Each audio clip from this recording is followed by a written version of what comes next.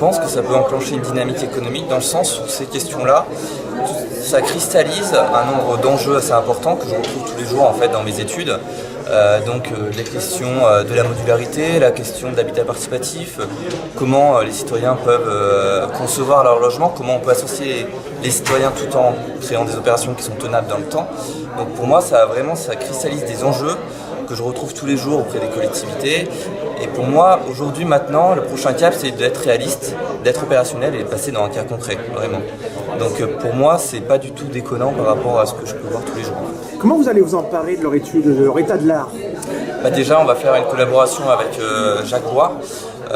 Donc moi plutôt marché immobilier, demande, et lui plutôt usage, designer. Et en fait, on va s'associer dans le cadre d'un projet pour justement affiner et proposer des logements et sortir une opération. Donc dans le cadre d'un autre projet, mais néanmoins on va faire une première collaboration pour essayer justement de rendre ça concret en fait. Vous pensez que vos clients finaux pourraient être intéressés, que ce soit des collectivités ou des particuliers? Alors des collectivités qui vont nous aider à avoir les terrains, les sites pour pouvoir sortir ces opérations, et après des partenaires, des investisseurs et même des habitants en fait qui seront prêts à investir pour acquérir le foncier et puis après construire ensemble des logements. Donc aujourd'hui c'est pas la cible classique dite promoteur, et je pense que d'ailleurs ça doit se faire en dehors des promoteurs pour l'instant, avec des collectivités, avec des partenaires, des entreprises de construction et des habitants en fait, pour l'instant. Donc des montages financiers à plusieurs niveaux comme on a pu l'évoquer. Exactement, avec l'association des habitants dans le montage en fait, qui reprend des montages d'habitat participatif, et en fait associer les habitants dans le montage opérationnel, dans le montage financier de l'opération, tout en portant, nous, entreprises, en fait, le risque juridique pour permettre de sortir ces opérations dans les 2 ans à 3 ans, entre en fait, la mise en vente de ces logements et puis la livraison de ces logements. Parce qu'au-delà de 2-3 ans, on considère que ça devient compliqué de sortir une opération d'aménagement. On a vu que les propositions qui ont été faites, alors ils ne sont pas du tout sur les propositions, ils sont déjà venus à la démarche et à l'intelligence qu'il y a derrière, elles nécessitaient notamment un espace urbain assez lax et moins dense, avec des effets de seuil et de transition. C'est possible aujourd'hui dans l'urbain français de construire des choses qui soient un petit peu évolutives et qu'il y ait des seuils et des seuils?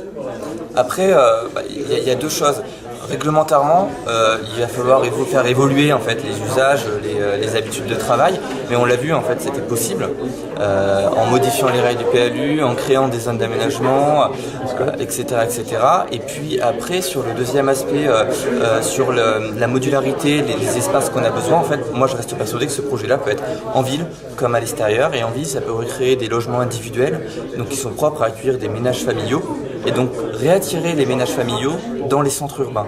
Donc pour moi, c'est des projets qui peuvent se mettre en périphérie, dans les centres urbains, en dents creuses, en extension urbaine. Il n'y a pas vraiment de souci d'intégration en fait au niveau architectural de ces types de projets. Au contraire, pour moi personnellement, je trouve qu'il n'y a aucun souci. Demain, vous rentrez dans votre structure, votre bureau d'études, vous dites quoi Je vais voir une collectivité qui me dit je suis intéressé pour faire un projet innovant, et je lui dis j'en ai un pour vous. Ok. C'est ce que je fais aujourd'hui. Bon, merci.